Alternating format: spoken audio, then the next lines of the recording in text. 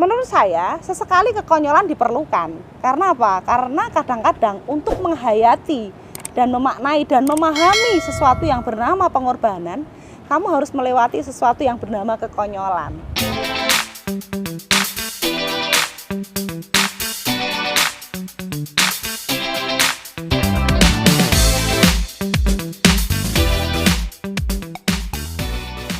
Halo teman-teman, senang sekali kembali menjumpai kalian di channel Teman Sharing. Channel ini akan banyak sekali membahas tentang opini, relasi, menjadi perempuan yang berdaya guna dan tidak takut bermimpi. Oke, hari ini kita akan membahas mengenai pengorbanan atau kekonyolan. Nah, kadang-kadang kita melakukan sesuatu yang kemudian kita sesali dan kenapa aku melakukannya? Ternyata endingnya kok kayak gini banget gitu. Nah, kadang-kadang kita bingung, ini tuh pengorbanan atau yang saya lakukan ini adalah sesuatu yang disebut kekonyolan. Nah, jadi soal pengorbanan atau kekonyolan ini bagi saya adalah sebuah sudut pandang, sehingga apa yang kamu sebut kekonyolan mungkin bagi orang lain adalah pengorbanan, demikian juga sebaliknya.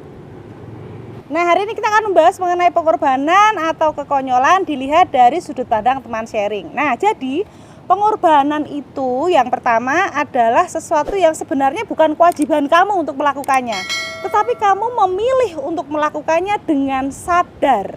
Meskipun ada unsur keterpaksaan di situ, tapi kamu tetap memilih itu karena kamu tahu bahwa yang kamu lakukan itu adalah hal yang benar dan berdampak besar.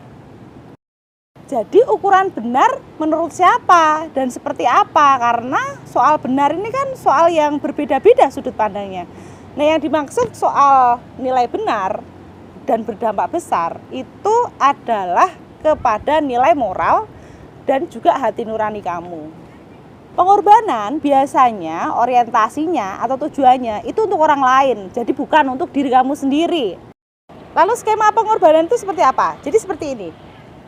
Ada persoalan atau pergumulan, lalu kemudian ada opsi pilihan. Nah, setelah pilihan, kamu akan mengambil tindakan.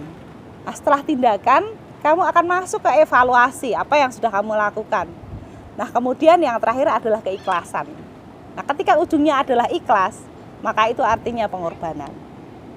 Jadi apa itu kekonyolan? Kekonyolan adalah sesuatu yang kamu lakukan, kamu pilih yang berujung pada kesia-siaan atau pada penyesalan.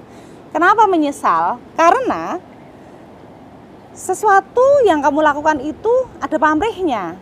Jadi orientasinya bukan untuk orang lain, tetapi meskipun tampaknya untuk orang lain, tetapi aslinya untuk kepentingan diri kamu sendiri. Lalu skema konyol itu seperti apa? Nah, sama seperti ketika pengorbanan tadi, skema kekonyolan. Yang pertama ada pergumulan atau ada permasalahan. Lalu ada opsi pilihan.